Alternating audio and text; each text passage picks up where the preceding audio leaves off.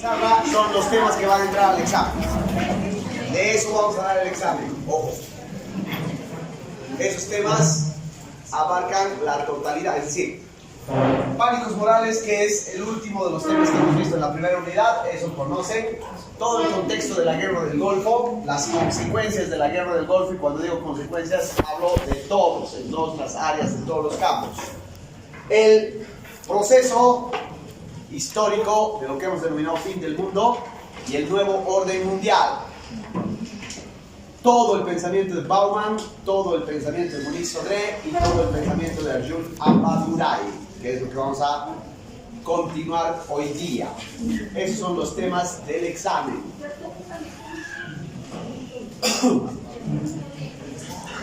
Continuamos con el pensamiento de Appadurai. Appadurai es, junto con Bauman y Beck, uno de los más destacados teóricos de la globalización. Así como Bauman ha creado el concepto de modernidad líquida, Appadurai ha creado el concepto de modernidad desbordada. Eso tienen que saber la diferencia, por ahí les pregunto eso en el examen. ¿Qué diferencia existe entre el concepto de modernidad líquida y el concepto de modernidad desbordada? A partir de eso, Arjun Appadurai entiende que para comprender este mundo que nos toca vivir, para comprender la sociedad contemporánea o para comprender la globalización, tenemos que entender que la globalización no es tecnología, la globalización no es economía, la globalización no es cultura, la globalización es gente. Quienes hacen la globalización y quienes están propiciando estos procesos de transformación del mundo son las gentes. Y la característica más importante del mundo global es que, como nunca antes en la historia de la humanidad, hay comunidades enormes de personas que están en movimiento. Eso hace que esté en crisis el concepto de Estado-nación.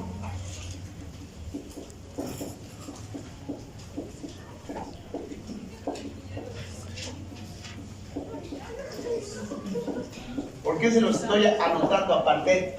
Porque esta crisis del Estado-nación no es precisamente algo que Arjun Appadurai haya desarrollado, sino que es un concepto que forma parte, digamos, del pensamiento contemporáneo y él lo continúa, ¿ya?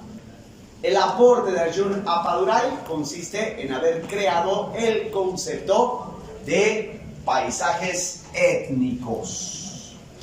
Los paisajes étnicos son la enorme cantidad de comunidades que por distintas razones están en constante movimiento, están en constante viaje. ¿Tienen algún problema ahí atrás? ¿Ustedes dos? Entonces no molesten. En esa lógica, ese movimiento permite mostrar, en primer lugar, las desigualdades. En segundo lugar, permite mostrar la crisis por la que atraviesa el mundo. Y en tercer lugar, los procesos terribles de exclusión. Esto lo hemos desarrollado en la última clase. Por tanto, chicos, les puedo preguntar en qué se parece el pensamiento de Arjun Appadurai al de Bauman. Entonces, ustedes tienen que poder articular eso. Ahora bien, entendido este concepto de paisajes étnicos, esas comunidades humanas que, repito, por distintas razones están en constante movimiento, están viajando o están asentándose en otros lugares, estas comunidades humanas, estos paisajes étnicos, al mismo tiempo están trayendo otros paisajes. Eso es lo que vamos a avanzar hoy. Fíjense bien el cuadro, por favor. De los paisajes étnicos se deriva otro tipo de paisajes que Appadurai denomina paisajes técnicos. ¿Qué quiere decir esto? Que como hay cantidades enormes de personas que se están moviendo por el mundo, estas personas también mueven tecnología. Los paisajes técnicos hacen alusión al movimiento de tecnologías.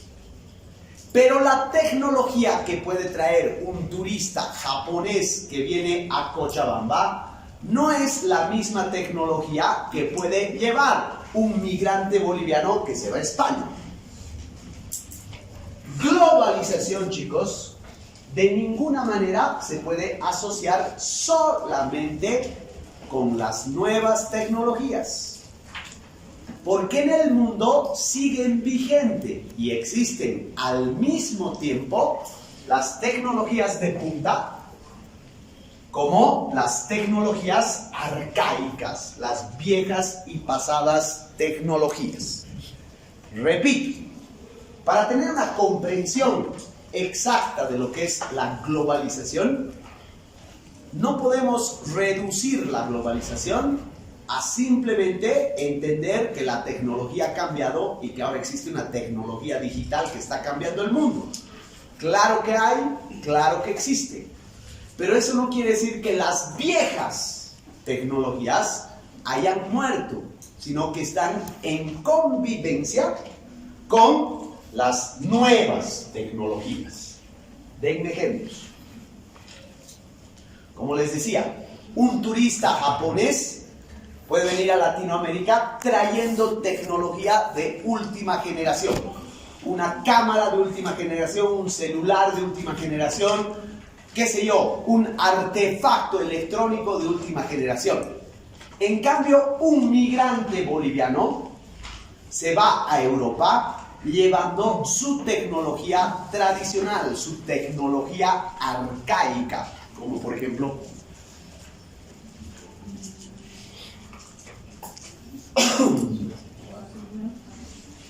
licenciado, sí. Un ejemplo, tal vez mi primo vino de Europa, digamos, hace un mes. Él vino con su Z4 Flip, o sea, un celular nuevo de última generación, y mi abuelito tenía un celular a teclas, o sea, ahí se ve la diferencia. Ya, abrir un poquito más. Tu ejemplo está muy bien, pero abran un poco más, vayan más allá, atrévanse a mirar más atrás.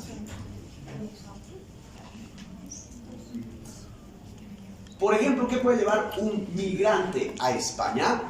Lleva un aguayo o lleva una chompa tejida a lana con instrumentos tradicionales que pertenecen a una cultura milenaria. ¿Qué creen que llevan los africanos que se van a Europa? Llevan toda una serie de sus tecnologías tradicionales, sobre todo en tejidos, sobre todo en cerámicas, pero también en otras cosas muy importantes para la cultura, como por ejemplo las técnicas de cocina. Porque si la globalización fuera solamente lo que los recursos tecnológicos de última generación te brindan, entonces en todo el mundo la única cocina que existiría sería la de fast food, ¿no? La de comida rápida. Pero no, los bolivianos no solamente se van llevándose sus chompas, llevándose tejidos, llevándose artesanías, se llevan hasta piedras de batán. Se llevan tecnología arcaica. ¿Eso qué quiere decir, chicos? Que nos están mamando. Nos hacen creer que la globalización hay que entenderla solamente a partir de las tecnologías de punta. Cuando en realidad vivimos en una sociedad, en un medio, donde las tecnologías arcaicas siguen existiendo. Probablemente ya no como un papel determinante, pero siguen existiendo. ¿Por qué el boliviano o el peruano o el mexicano se empeñan en llevarse un aguayo, por ejemplo?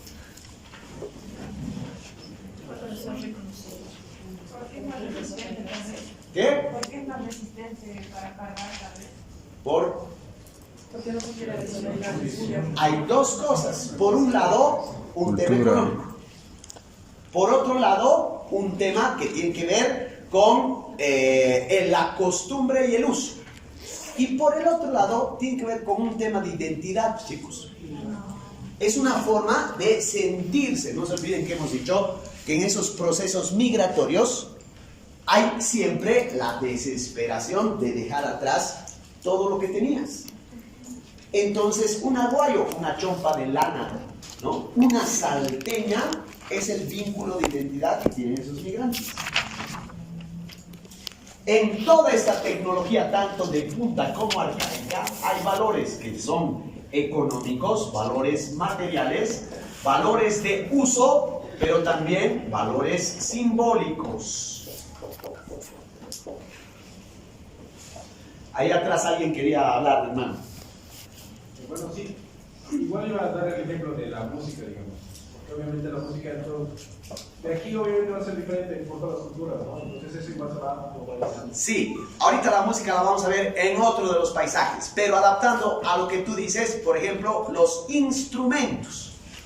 Hay gente que se va con instrumentos de viento, o con instrumentos de cuerda, o con instrumentos de percusión, fabricados a mano, fabricados artesanalmente, en un mundo que produce todo en serie. ¿No es cierto? Los grupos folclóricos todavía sobreviven a partir del uso de lo artesanal. Es tan importante esto que básicamente nosotros aquí tenemos un mercado dedicado exclusivamente a eso. Y cuando vienen gringos y turistas, van a esa porquería a comprarse esas huevadas. ¿Por qué? Porque existe una valoración que va más allá de lo, si quieren ustedes, material. ¿No es cierto? Incluso, chicos, hay fenómenos que se dan en distintos grupos culturales de migrantes. Por ejemplo, los bolivianos con sus comidas, que están produciendo salteñas en Nueva York. Su comida tradicional hecha a la antigua en ollas de barro en Madrid, ¿no? Las chompas de lana de alpaca o de vicuña, los peruanos prácticamente han hecho un negocio millonario en Europa. ¿Y quiénes hacen eso? Por ejemplo, hacen poblaciones campesinas en Tacna, en regiones muy cerca de La Paz. Estas doñitas venden artesanías por internet, solo para turistas. Globalización significa convivencia. No cometamos el error de subestimar la importancia, el valor y sobre todo la existencia o la convivencia de una tecnología arcaica con una tecnología de punta. ¿Está claro? ¿Entienden el concepto de paisajes técnicos? Tú primero, después Nico. También entraría como ejemplo la medicina ancestral. También, exacto, se me ha olvidado, un tema fundamental, la medicina ancestral. Cada vez está cobrando mayor importancia entre los círculos occidentales. De hecho, chicos, el próximo mes, acá en la universidad, acá en la facultad, se va a hacer un seminario de callahuayas, pero con médicos y doctores que van a venir a hablar tanto desde la medicina científica como desde la medicina tradicional. Imagínense eso. Dime, Nicole. Licenciado, en este aspecto donde menciona lo arcaico, entonces, sí, en un ejemplo podría ser que una persona boliviana va por primera vez al mar y se recoge, digamos, agua de mar en una botella y recoge conchas así, ¿eso podría también ser un ejemplo? No, eso es ser cojudo. Bolivia dice que les puede traer agüita del mar. Pero porque es como un no es recuerdo. eso no es tecnológico, ¿ya? Cuando hablamos de tecnología, o sea, lo que hace un ñato se trae como recuerdo, como hay viajeros que se traen agüita de la Virgen de Lourdes, ¿te das cuenta? En el caso de Bolivia y en el caso que tú das, tiene un valor mucho más patriótico y mucho más sentimental el hecho de haber perdido el mar y llorar durante siglos por la pérdida del mar. Entonces tiene ese valor. Pero eso no es tecnológico, ¿no? Es un recuerdo. ¿Te das cuenta? Entonces estaría mal. En pocas palabras, el ejemplo estaría No, mal. ¿sabes por qué está mal? Porque todo lo que puedes recoger del mar no es tecnología, es naturaleza. ¿Sí? ¿Te das cuenta? Sí. Entonces, con paisajes técnicos podría decirse, ¿no?, a toda tecnología que sirve como herramienta para el uso de sus prácticas diarias. Exactamente. La tecnología, toda tecnología es la transformación de la naturaleza.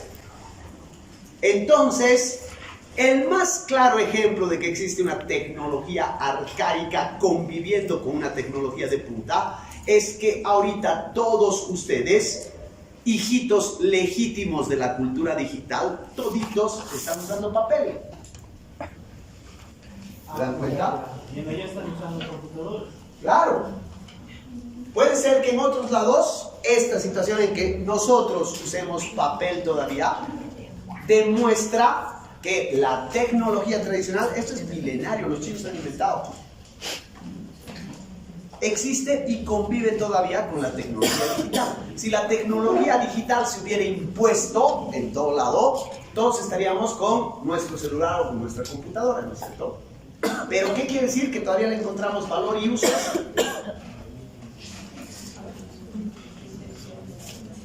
Que no hay que ser tan cuadrados de pensar que globalización significa solamente tecnología digital o tecnología de punta. Todavía hay una tecnología arcaica que sobrevive.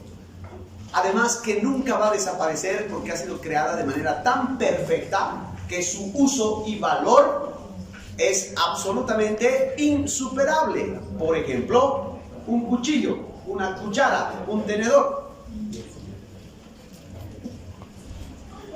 ¿Alguna vez has visto una cuchara digital? Ah. ¿Por qué no se ha sustituido la cuchara? Porque es perfecta. ¿Por qué la inteligencia artificial no va a sustituir eso? Si han leído y si están ustedes al tanto, ¿no? La preocupación ahorita es, la inteligencia artificial va a sustituir prácticamente todas las profesiones, menos las manuales. No va a sustituir a un tipo que sella cartones en la fábrica. No va a sustituir nunca un tipo que sopla vidrio. No va a sustituir nunca a un tipo que maneja tractor. Podría sustituir.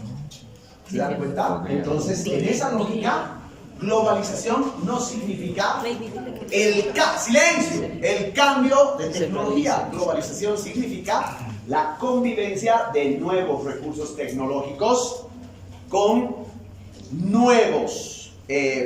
con viejos, con arcaicos recursos técnicos. El caso, quizás uno de los más importantes ahorita es lo que ha dicho él, la medicina tradicional. ¿Alguien por ahí quería hablar? Pero la cuchara, por ejemplo, no la van a cambiar por otra, pero va evolucionando, se lo van mejorando. ¿Cómo? A ver, muéstrame. Cucharón va a aparecer. ¿Has visto una cuchara pilas alguna vez? Cuando han traído ¡Silencio! Cuando han traído del exterior tío cuchara para sus hijos, era una cuchara técnica donde podía medir, digamos, sí, sin lugar a dudas, pero el principio es el mismo, ¿no? No todos utilizamos cucharas técnicas. Ella supuestamente utiliza todo eso porque para que no te quemes. Sí, probablemente, es probable. Nunca en mi puta vida he visto esa porquería, te juro, pero probablemente, conociendo a los gringos, han debido inventar unas cagadas que no me cabe la menor duda. Alguien más, ya, no se disperse, por favor, dígame, hermano. ¿Qué pasa si llegamos a un punto en el que la ciencia genera, por ejemplo, un jugo que nos evite el almuerzo, el desayuno y la cena? Como los astronautas. Y no necesitaríamos un tipo de cuchara. Eso que estás diciendo tú, por ejemplo, es una preocupación que ha tenido un movimiento estético de los años 20 que se llama el futurismo. Los tipos decían, con el paso del desarrollo industrial vamos a llegar a comer como astronautas, es decir, galletas que metes a un microondas y se convierte en algo comestible. Y nos vamos a alimentar de esas píldoras, de esas cápsulas. Eso hace un siglo. Hace un siglo. No hay. Todavía no hay. Por silencio. Todavía no hay. ¿Por qué? Porque, repito, chicos, están perdiendo de vista esto. Las cosas, nosotros les damos valor y sentido. Y hay cosas cuyo valor es tan grande que no podemos prescindir. Y vamos al punto directo de lo que quería hablarles.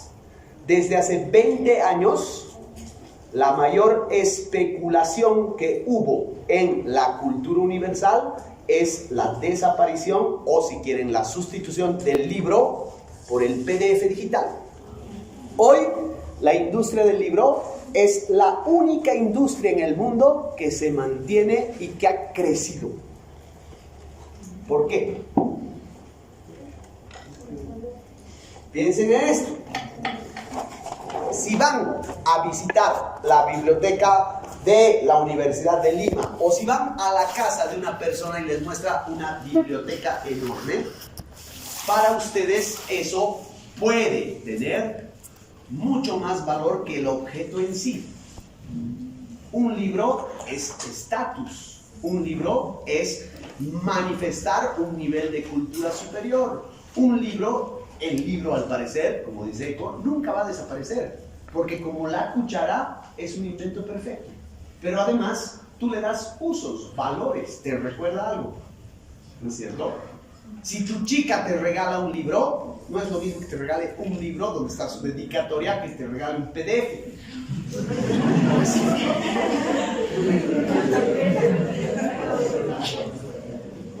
Y lo mismo pasa, chicos, si se ponen a ver. Las personas que les gusta la música se van a dar cuenta. Nunca en mi vida, cuando yo era chango, jamás en mi vida he visto tanta venta de vinilos, de discos de vinilos, como ahora. Nunca. Yo soy de la época de los vinilos y del cassette. Nunca en mi puta vida, en mi época, yo había visto tanto vinilo como ahora. ¿Eso qué quiere decir? ¿Por qué la gente está recuperando o volviéndose a comprar vinilos? Por el valor. Exacto. Por el valor que le atribuyes. Puede ser un valor que va, un cachito por favor, puede ser un valor que va por la nostalgia, o puede ser por un valor afectivo, como les digo, un regalo, o puede ser por el valor simplemente de ser una persona que eso le sube su estatus. No importa, tiene valor. Entonces, es mentira la idea futurista de que la tecnología se sustituye. No es cierto, chicos. ¿Por qué? Porque hay migrantes, hay paisajes étnicos que están llevando sus propias tecnologías, que conviven con las tecnologías de punta. ¿Entendí, Kichu? Muy bien. Sí, hermano. Sobre el punto, ¿no? Sí, sí. Ya.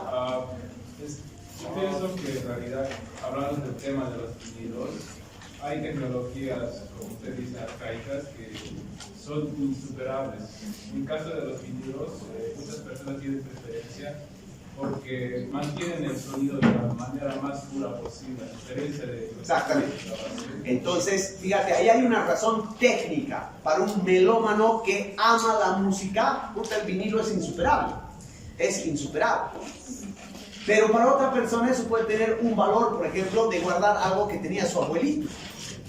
O para otra persona tiene el valor de convertirse, como les decía, en un estatus. ¿No es cierto? Dime, hermano.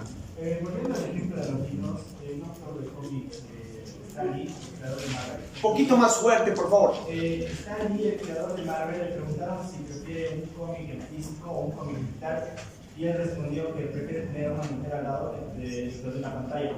Claro. Ese es el valor. Esa es la razón. O sea, la tecnología de punta existe, está aquí para quedarse. Ha hecho muchas transformaciones, como vamos a ver más adelante, extraordinarias. Pero eso no quiere decir que ciertas tecnologías arcaicas hayan desaparecido. Conviven. ¿Por qué? Porque la gente hace circular. Porque circula, porque las tecnologías, tanto las arcaicas como las de punta, están en movimiento. Quiero terminar por lo menos estito, ¿ya? O sea que vamos, si quieren preguntas, está muy bien, chicos, pero al punto, por favor.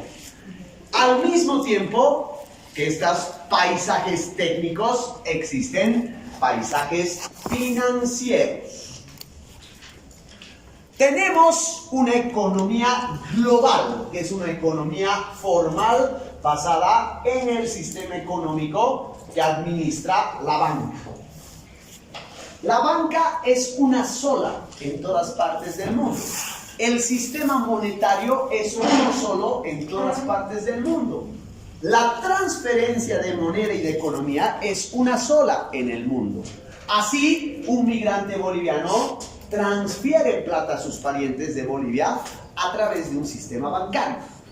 Por lo tanto, todo el mundo vive de acuerdo a una economía, claro, la economía neoliberal, y hemos visto. Pero no es la única que existe. No es la única que existe. Existe, además, como bien sabemos, países como nosotros, una economía informal. Una economía basada en el contrabando. Una economía basada en un sistema económico casi de trueque. Porque es casi de trueque el hecho de que tú vayas a la cancha y digas, ya pague. ¿No ven? Eso, chicos, que es bien nuestro, en realidad pasa, por ejemplo, en Turquía, pasa en todo el Medio Oriente, pasa en toda Latinoamérica. Somos países que vivimos todos, de acuerdo, una economía global, formal, pero también convivimos con una economía informal, una economía más humana, una economía más de papito, acércate, prueba estito. ¿No es cierto? Existe.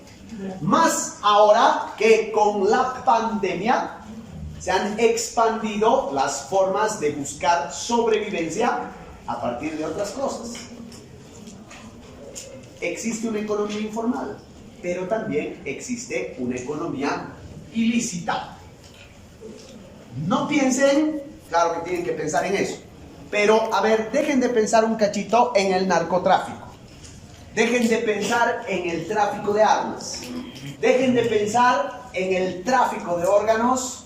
Dejen de pensar en el tráfico de personas. Digamos, 4 de las formas económicas más brutales que existen. Aparte de estas formas de una economía mafiosa, una economía ilícita que existe, ¿qué otras economías ¿qué otras economías ilícitas forman parte del mundo? Cachito, antes de que me conteste. Bolivia, por ejemplo, triste decirlo, como vamos a ver en un tema más adelante en la materia, no vive sin el narcotráfico. México no vive sin el narcotráfico. Colombia no vive sin el narcotráfico. Venezuela tampoco. Y últimamente la Argentina menos.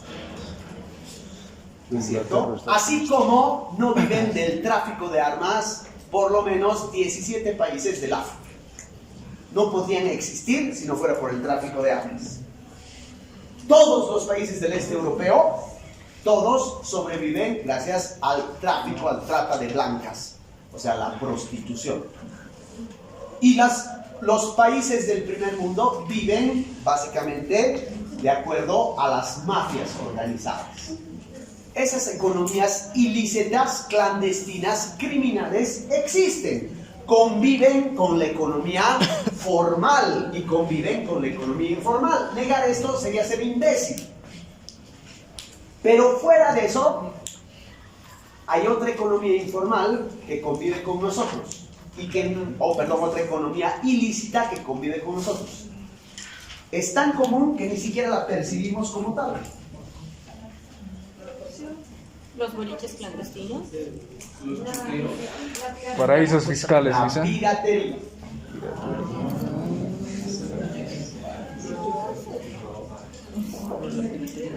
Y fíjense la relación. La piratería está intrínsecamente ligada a los paisajes técnicos o tecnológicos. La piratería, chicos, funciona de la siguiente manera. Siempre ha habido piratas. Siempre. Da lo mismo el pirata del Caribe, que asolaba los mares del Caribe en el siglo XVII, que los piratas fenicios que asolaban el Mediterráneo en épocas de Roma, o los piratas vikingos que asolaban todo el mundo a partir del siglo XI. Todos esos piratas, incluidos los piratas tecnológicos de ahora, tienen la misma lógica. ¿Quiénes son? ¿Qué hacen? Falsifican. Son tipos que se rehúsan a seguir la economía formal. Al rehusarse a seguir la economía formal, se constituyen en una amenaza a las grandes corporaciones. Es decir, para decirlo en términos más específicos, al sistema.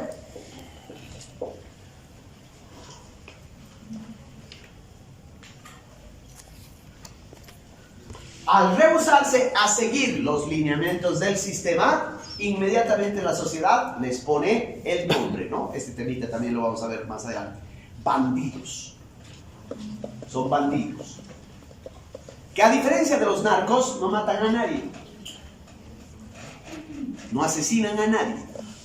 Pero en torno a esa lógica antisistémica, no solamente está la negación de obedecer las leyes de la formalidad. Está la negación a pagar impuestos. Y en la negación de pagar impuestos, básicamente lo que hay es una acción subversiva. Los piratas, los hackers, son subversivos por naturaleza, como lo eran Eric el Rojo, por ejemplo, o como lo era Barba Negra, o como era, qué sé yo, John Cook. Son tipos antisistemas. Dentro de eso generan comunidades. Esas comunidades, si ustedes se fijan, ¿no?, tienen sus propios códigos. Vean una serie que se llama Black Sails, Velas Negras. Es una serie de piratas, es normalmente una serie que se podría clasificar como serie de acción y de aventuras, pero está llenísima la serie de estas discusiones éticas. Estos gatos forman sus propios códigos. Se cagan y van contra el sistema, contra las leyes, contra las normas, pero entre ellos mantienen ciertos códigos de respeto y de mutua cooperación. Por eso les digo, no hay diferencia entre los piratas del Caribe y los piratas tecnológicos. Hay economías que sencilla y llanamente sin estos piratas no sobrevivirían. A ver, cómprense un software original del Office. Nos vamos a la mierda. Nuestro presupuesto. Se quedan sin almuerzo al menos 6 meses. No podemos, ¿no? O sea, creer que Bolivia puede regularizar un sistema de piratería y comprarse cosas originales del ciudadano común, nosotros, el ciudadano promedio, es imposible. No tendríamos nunca ni el Premiere ni el Photoshop. Tendríamos que comprar libros originales. Tendríamos que prescindir de la fotocopia. Tendríamos que comprarnos discos originales. Es imposible, no se sostiene. Esta economía no se sostiene. ¿Se imaginan cómo es en el África? Es imposible. Entonces, estos ñatos, sobre todo lo que vincula a la piratería, están sosteniendo una economía alternativa.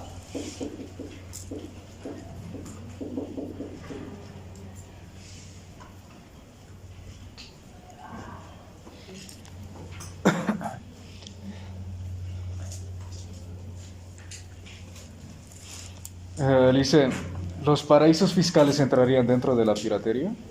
No, eso es otra cosa. Eso es... No, o sea, van a guardar su dinero ahí los ricos para no pagar impuestos a los estados, digamos. Sí, pero ahorita te explico por qué no entraría dentro de eso. Dame un cachito, por favor, Marco. Creo que ya no son financieros sino fiscales en realidad. Algo quería decirles. Me he olvidado. Este Marco te la culpa. En esta lógica, chicos, en esta lógica hay que ver que justamente para contestar lo que acaba de preguntar el Marco, estos piratas, además de generar una economía alternativa, están generando este tercer paisaje, el paisaje de las ideas. Antes de la explosión de los streamings, es decir, de los canales de streaming, de Netflix, de esas cosas, yo tenía mi casero de películas, DVDs y Blu-rays. O sea, él tenía en la cancha. Era un chango de la edad de ustedes, ¿verdad? Que él vendía películas. El ñato se jactaba a sí mismo, se hacía el pendejo, que tenía todo, o que podía conseguir todo. Entonces yo iba de vez en cuando a desafiar, a joder, ¿no? Para ver, esto no tienes. Voy un día y le digo, sabiendo que es imposible que tenga una película, que le digo, necesito ver esta película, se llama Repulsión. El ñato me quiere mamar, ¿no? Dice, ahorita se me han llevado, ahorita, justo. Ahorita mamar.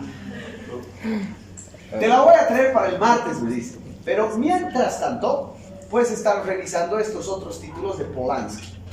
El tipo no solo conocía la película, sabía quién era su director, sabía a qué género pertenecía. Ese pirata, ese hacker, sabe 10 veces más de cine que cualquiera de nosotros que estamos estudiando eso.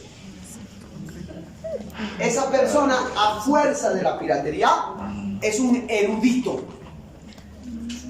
Es un tipo que sabe cosas que nosotros nunca vamos a tener la oportunidad de conocer como conoce él. Precisamente por estos paisajes financieros, estos piratas, Marco, están contribuyendo a un desarrollo cultural que podríamos llamar democratización de la cultura. ¿Por qué es diferente a un futbolista pelotudo como Messi que por no pagar impuestos se esconde toda su plata en Panamá? Porque él no está incidiendo en el conocimiento universal, en las ideas universales. ¿Por qué un narcotraficante esconde su plata en un paraíso fiscal? Para no pagar impuestos, ciertamente, pero él no está incidiendo, como la piratería, en el conocimiento. Toditos los libros que estamos viendo ahorita, yo los he conseguido en el correo, toditos, porque no hay en las librerías. Mi lógica ahorita, yo como hago es, en el correo, bueno, busco en el internet cosas nuevas que hayan salido, interesantes, voy al correo y pido. El correo me los trae piratas. Si vale la pena, recién busco el libro original. Y si no fuera eso, estarías jodido a ver que llegue a este país de mierda. No llega. Si no hubiera sido por la piratería, Bolivia se hubiera quedado atrasada como siempre estaba. En mis épocas, chicos, en la universidad, conseguir un libro que se haya producido solamente en México y que tú sabías que se había producido, tardabas un año en conseguir. Un año. Yo he tardado un año en conseguir un libro que ya había sido publicado hace 4, por ejemplo, de Los meses a las mediaciones, de Martín Barbero. He estado detrás de eso y me ha costado la puta plata encontrar ese libro porque no llegaba acá. Y no tenías posibilidad, no habiendo internet, no habiendo PDF, no habiendo piratería, la cultura quedaba estancada en grupos determinados. Pero la piratería ha permitido una democratización del saber, del conocimiento, de la producción intelectual, de la producción artística, que ha generado que como nunca en la historia haya más convivencias de ideas distintas.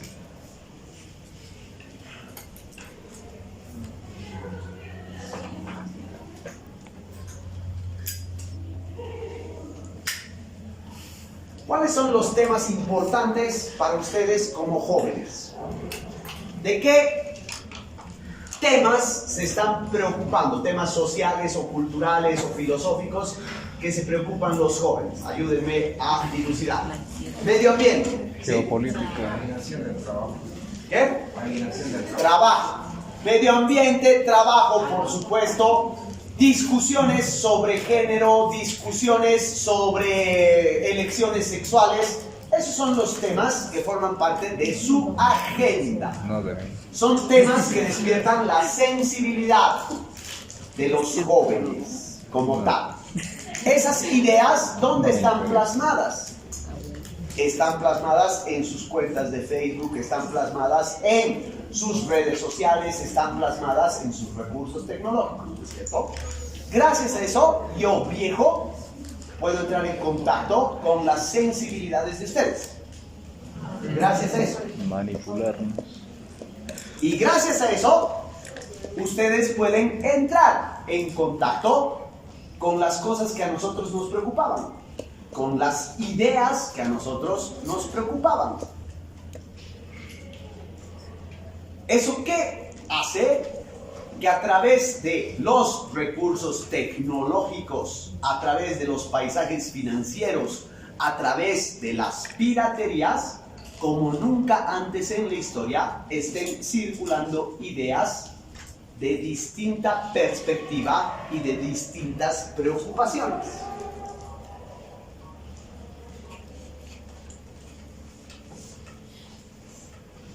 O sea que, llegado el caso, yo me puedo sentar con mis hijos a hablar, por ejemplo, sobre un tema religioso vinculado a el pánico moral que generan los homosexuales en la sociedad y al mismo tiempo estar escuchando un disco de Pink Floyd. Generacionalmente tenemos la posibilidad de convivir en torno a ideas, a preocupaciones, a estéticas, a saberes culturales que provienen, en primer lugar, de distintas culturas. Ustedes pueden estar a un clic de saber cuál es la filosofía china o la filosofía hindú. Basta que googleen. Lo que les permitiría tener más acercamiento con culturas a las que probablemente nunca lleguen o nunca tengan la oportunidad de convivir con ellas. Pero pueden conocer y acercarse a una cultura completamente distinta. Segundo, pueden acercarse a ideologías completamente distintas. Terminado el examen, vamos a explorar en las ventajas, el desarrollo y los peligros del Internet. Pero les adelanto una cosa. Hace tiempo ya, llevaba materia de historia en la católica, que se supone que tienen un nivel de preparación mejor, entre comillas, mamada. Les pido un trabajo sobre la Segunda Guerra Mundial, obviamente Wikipedia, han bajado lo primero que han encontrado. Y el ñato, sin darse cuenta, ha bajado un manifiesto del nuevo partido nazi en Alemania. Nunca leyó. ¿El Internet tiene la culpa? No, tiene la culpa ese cojudo, porque no sabe utilizar las redes. Pero se imaginan las posibilidades que estás al alcance de encontrarte con todas las ideologías del mundo.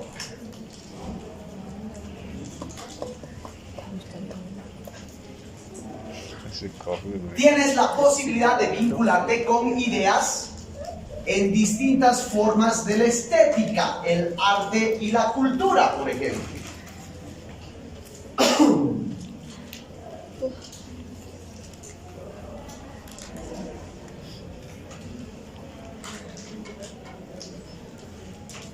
Yo me he pasado toda mi vida estudiando detenida y concienzudamente la obra superior de Charly García, toda mi vida pasándome estudiando esa huevada. Y cualquiera de ustedes en el internet con un clic puede saber más de lo que yo sé o acceder a ese conocimiento 1000 veces mejor que yo, 1000 veces. ¿Por qué? Porque todos estos paradigmas están permitiendo un paisaje de ideas que se mueven con las personas, se mueven con la tecnología, se mueven con la economía. Al igual que se mueve la tecnología y la economía, chicos, se mueven las ideas. El problema es que no sabemos usar. ¿Por qué?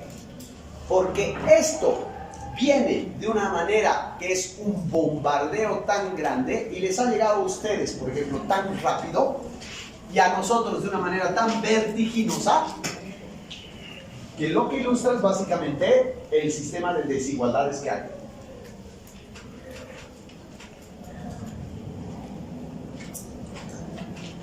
O sea, básicamente a través de todos estos paisajes se puede ver su potencial, pero también ilustra las desigualdades. Porque obviamente una persona, digamos un migrante del África que se va a Marruecos, o que se va, perdón, a Turquía o que se va a Grecia, quiere acceder a los bienes de la modernidad también. Quiere llevarse su batán, pero también quiere acceder a la modernidad. Y no hay caso. Por lo tanto, globalización no es una taza de leche. Es una modernidad desbordada porque se hace presente las desigualdades y a través de estos elementos nosotros podremos entender las estrategias de sobrevivencia que tienen las personas en desigualdad. Una persona en desigualdad desarrolla un sistema de defensa y desarrolla un sistema de sobrevivencia. No voy a acceder nunca al celular que tiene ese cojudo, pero puedo vender piratería. Y por tanto, está desarrollando un sistema de sobrevivencia. Pero el sistema de sobrevivencia, chicos, es injusto. ¿Por qué? Porque a Ñato lo pescan en la plaza de Madrid y lo persiguen.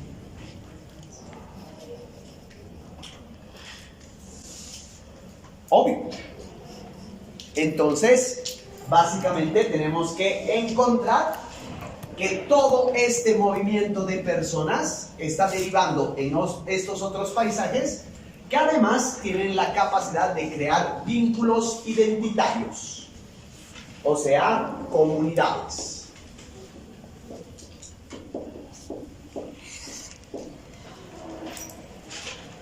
Pero de todos los paisajes que señala Arjuna Padurai, el más importante para nosotros, comunicadores, es lo que Padurai denomina los paisajes mediáticos. Primera cosa, chicos, los nuevos recursos tecnológicos no han sustituido los medios tradicionales. Primera aseveración. En 2019, para las elecciones del 2019, todavía la mayor parte de la gente boliviana, por los estudios que hemos hecho, creía más en el periódico y en la televisión que en el internet. Por lo tanto, su vínculo no estaba en las redes. Ustedes pueden decir, pero eran viejos. No. Jóvenes pueden informarse a través de las redes,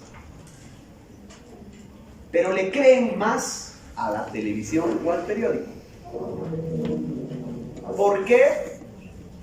Porque los medios tradicionales, al igual que la economía arcaica o la tecnología arcaica, los medios tradicionales todavía existen, todavía conviven con nosotros. Muchos de ellos están en crisis, pero muchos también se están reinventando. Por ejemplo, lo que hace el New York Times o Página 12 en la Argentina o Le Monde Diplomatique en Francia. Son 3 ejemplos, o la BBC de Londres. Son 4 ejemplos, chicos, de medios tradicionales que se están adaptando a las nuevas tecnologías, pero no están sustituyendo. El New York Times y el Le Monde Diplomatique siguen siendo los periódicos que tienen mayor tiraje en el mundo. Eso no quiere decir que esos periódicos no tengan su versión digital. Es decir, que todavía la BBC de Londres, por ejemplo, es una emisora de televisión que es una de las más poderosas del mundo y todavía tiene una credibilidad y una presencia increíble, no solamente en Estados Unidos, sino en todo el mundo. Pero también tiene su página de internet, también maneja los recursos digitales. Entonces, el hablar de la globalización no significa la sustitución de los medios tradicionales. Todavía siguen existiendo. Pero hay que ver su evolución. Porque esta evolución, que la vamos a describir ahorita, es una evolución que no tiene más de 40 años. Y que es la evolución que toda mi generación ha vivido. Sobre todo y particularmente en la televisión. Nos vamos a concentrar en la televisión. ¿Por qué? Porque la televisión en los años 80 sustituye por completo a la radio, que era el medio con mayor alcance en Bolivia, sin ir más lejos. En los años 80, el acceso a la televisión ya era masivo. Y por tanto, ya se había convertido en el medio más importante y más representativo en los años 80, ya 1980. A partir de 1980, la televisión ha empezado a vivir una serie de transformaciones que han afectado toda nuestra vida. La primera transformación, que es en realidad un poco más antigua, a finales de los 60, es la televisión vía satélite. La primera emisora de televisión que hace una transmisión satelital es precisamente la BBC de Londres, el año 68. Para inaugurar la primera transmisión vía satélite del mundo. ¿Qué es transmisión vía satélite? Lo que hacemos ahora cuando vemos el mundial. Una transmisión que se origina en un lugar y que vía satélite se dispersa por todas partes del mundo, por lo tanto asistimos al vivo al mismo evento. ¿Ya? Es un fenómeno sin precedentes en la historia de la televisión. La BBC de Londres contrata para esa transmisión, la primera en la historia, a un grupo de música que anime el evento. El grupo eran los Beatles. Los Beatles, que estaban en el top de su fama, aceptan ir a esa primera transmisión vía satélite y en vez de cantar sus éxitos conocidos, componen una canción para el evento. Se llama All You Need Is Love, todo lo que necesitas es amor. Bien hippie para ese momento, bien arjona les puede parecer, pero en ese momento es un impacto brutal. Es un impacto brutal porque es un discurso puramente político. El mundo cambia para siempre a partir de ese hecho. Es comunicación instantánea. Y ese es el principio, además de lo que ahora estamos viviendo con el Internet.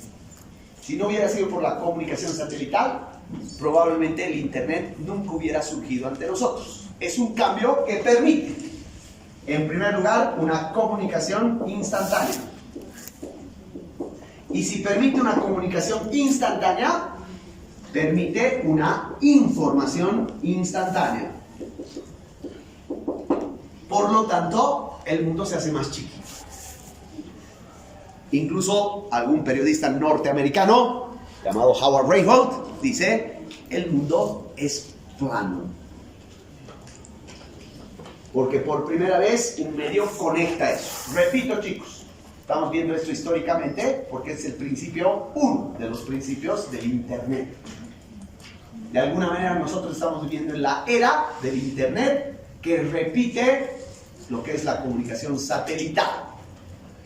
El otro hecho importante, curiosamente, en la historia de la televisión, también lo protagonizan los Beatles.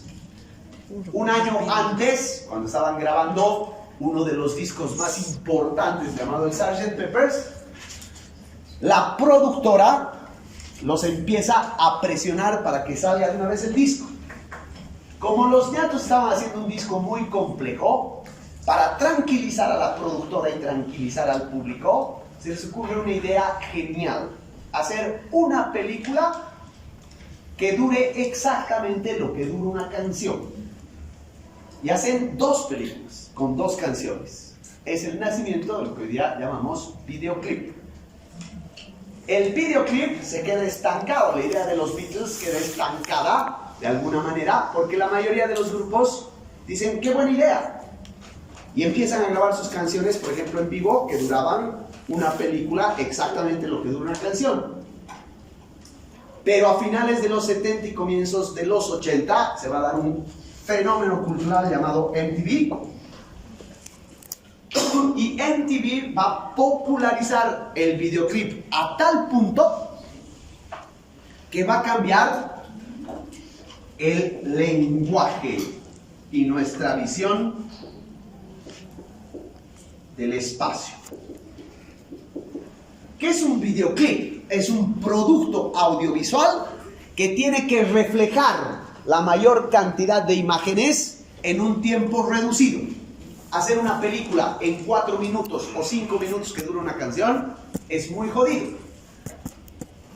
Por lo tanto, la lógica del videoclip estaba, cuando se hacían buenos videoclips, en la edición, en el ritmo.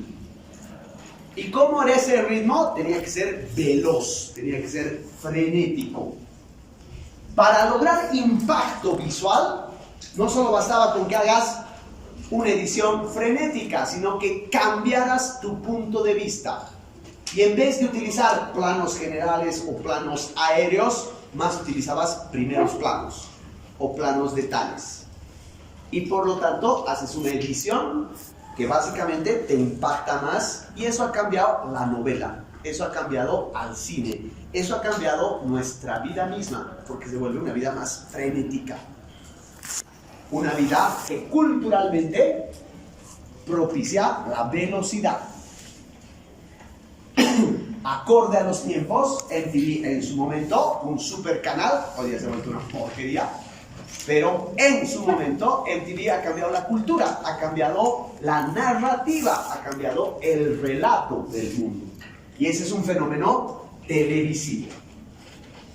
A finales de los años 90 se da otro fenómeno. Aparece una serie de televisión en HBO que se llama Los Sopranos y cambia para siempre la historia de la televisión. ¿Por qué? Porque empieza a vivirse lo que todavía se denomina hoy el boom de las series, del relato seriado. Los Sopranos es básicamente la serie que da lugar a fenómenos de series que han tenido un impacto cultural enorme, ¿no? Como Lost, por ejemplo, como Breaking Bad, como The Walking Dead. Series que todavía aún se difunden, son fruto de un momento histórico y una coyuntura histórica. ¿Qué tienen en común todas estas series?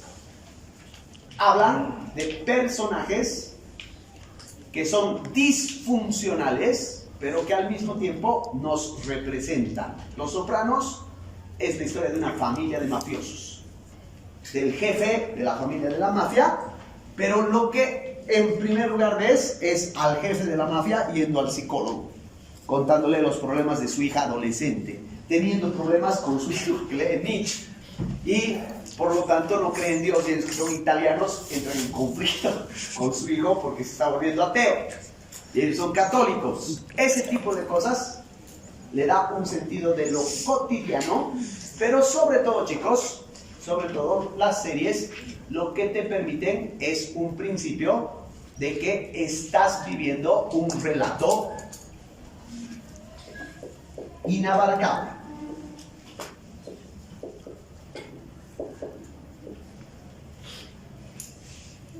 Muchísimos años antes, en la década de los 40, cuando ni la televisión tenía el impacto que tenía o que tiene ahora, un escritor llamado Jorge Luis Borges escribió un cuento que se llama El Aleph.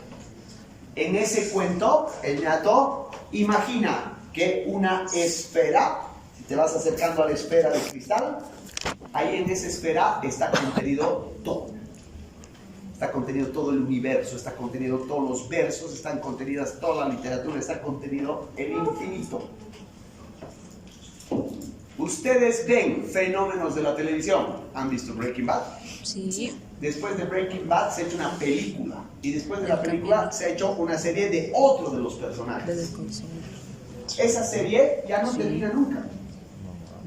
Recién va a salir otra serie que es continuación de The Walking Dead. No es solo por lograr un éxito económico de algo que ha sido exitoso.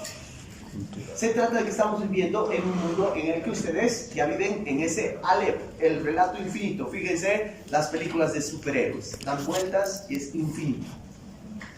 Estamos viviendo en un mundo que ha cambiado su narrativa. Yo sé que esto es un tema más literario ahorita que comunicacional, pero tiene que ver con nuestra manera de pensar y de concebir el mundo. Vivimos en épocas del relato infinito, del relato que no acaba.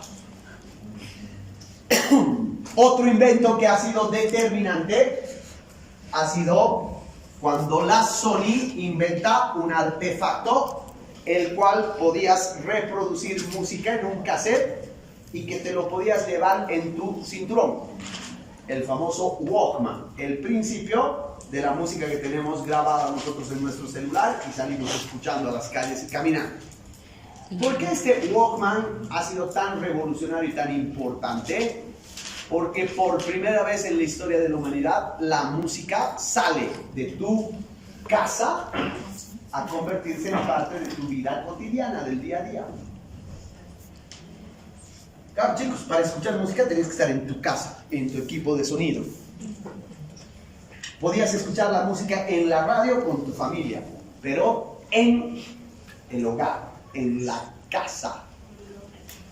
¿Eso qué quiere decir? Que la música para nosotros, para mi generación, era un hecho, voy a decirlo con esa palabra, extraordinario, que no era común y corriente. Era un momento en que solamente en tu casa podías acceder a la música. Cuando se inventa el Walkman y después todo lo que tiene que ver con nuestros celulares, nuestra casa la transportamos mientras caminamos. Y por lo tanto, la música empieza a formar parte de tu vida cotidiana fuera de tu hogar. Eso es el principio de nuestros teléfonos. Se llama, y ya lo vamos a ver en la próxima clase, se llama hiperconexión.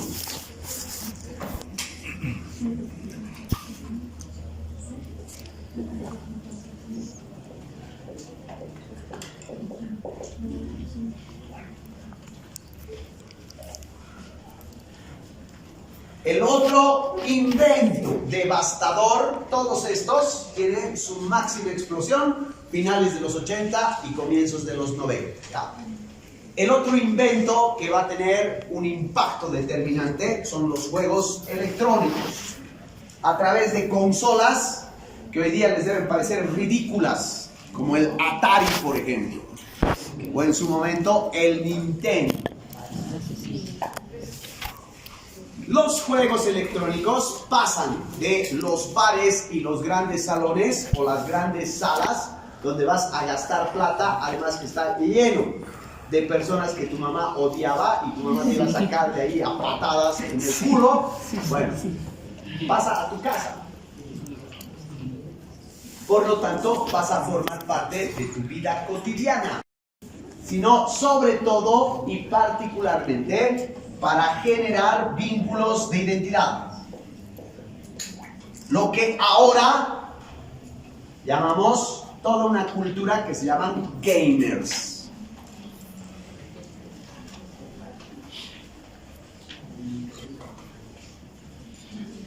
Todos estos elementos están formando culturas que ahorita tienen un peso determinante en las formas a través de las cuales nos relacionamos. Están los gamers. Cuando aparece el internet van a aparecer también los bloggers. Están los fans. Estas comunidades crean vínculos identitarios. No solamente son grupos de nerds que se reúnen a hablar de historietas o de cómics. Crean vínculos de comunicación, de contacto, de identidad. Elementos culturales. Si hay alguno de ustedes que pertenece a uno de esos grupos, sabe perfectamente de lo que estoy hablando, ¿cierto? Y claro, por supuesto, sin lugar a dudas, lo que nos cambia a nosotros radicalmente la manera de entender el mundo es la aparición del ordenador, o sea, el computador portátil.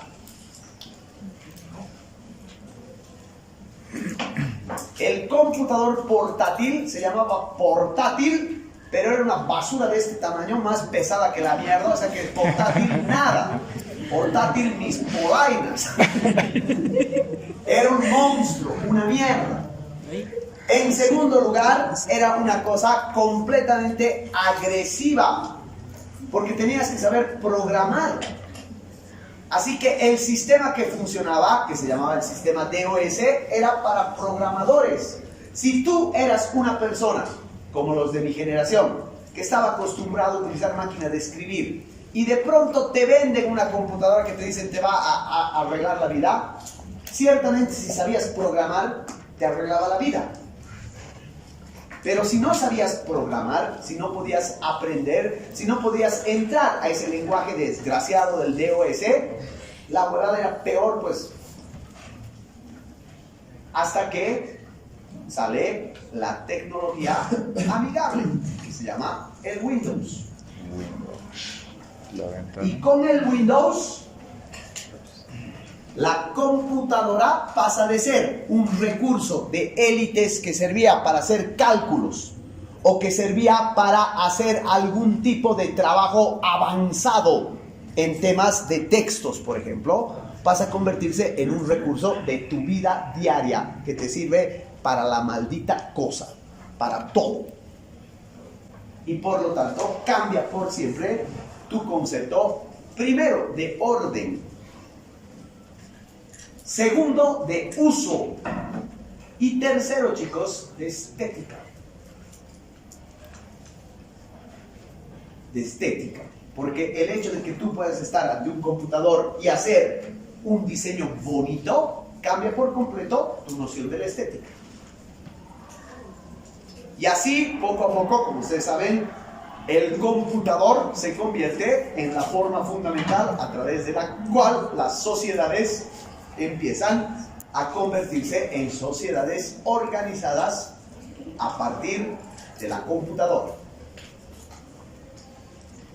Sin embargo, y esto yo creo que es una visión muy personal, para mí la gran transformación que logra la computadora, el hecho que realmente a mí me reventaba la cabeza y no podía comprender, es que el computador, el ordenador, te da unas posibilidades increíbles.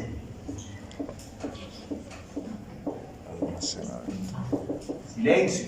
Almacenamiento de información. El ser humano, chicos, ha buscado formas de almacenar información de la manera más simple e inventa las bibliotecas. Pero la biblioteca es una cosa aparatosa, el libro es una cosa aparatosa. Y resulta que de pronto podías, en un disquete de este tamaño, almacenar una cantidad de información que para ti era imposible visualizarla en físico. Esto es un tema cultural. El Renacimiento se caracterizó por la búsqueda desenfrenada de buscar almacenar datos, almacenar información. Y la computadora resuelve lo que el hombre había buscado durante siglos y siglos y siglos. Eso hasta llegar a los recursos de almacenaje que tenemos ahora, es una evolución veloz. He visto en la feria que varios de ustedes estaban ahí, ¿no? Los disquetes de todo tamaño, de todo tipo, de toda la capacidad de almacenaje que tenía, pero en realidad los primeros disquetes te almacenaban un documento de Word y después cagó. Ya no servía para ni mierda, ¿no? Para mi generación entiendan que esto ha sido una cosa de locos, ver cómo cada vez más, en menos de un año, salía un recurso, un dispositivo de almacenaje más poderoso que el otro. Y obviamente, todo va a llegar también a un punto impresionante de evolución cuando aparecen los celulares. Fíjense, chicos, que todo, absolutamente todo lo que estamos hablando es comunicación.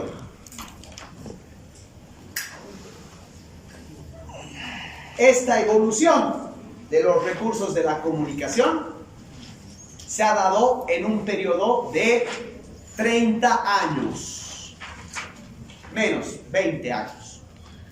En 20 añitos, la historia de las comunicaciones ha evolucionado más, probablemente el triple de lo que ha evolucionado en 30 siglos.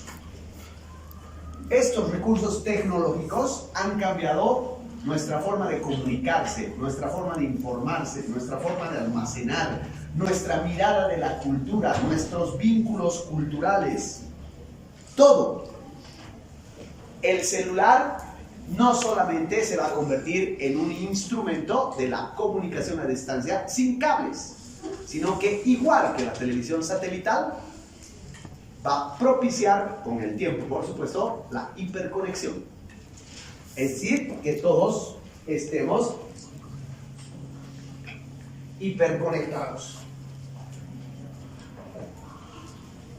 Y claro, el punto de quiebre se llama la aparición en el mundo del Internet, que podríamos decir que en nuestro país tiene su punto central con el arribo del nuevo siglo. Es el año 2000 y 2001 donde el Internet va a llegar a su máxima expresión o a su máximo apogeo. Eso es un tema mucho más complejo que lo vamos a ver cuando terminemos los exámenes. Nos vemos.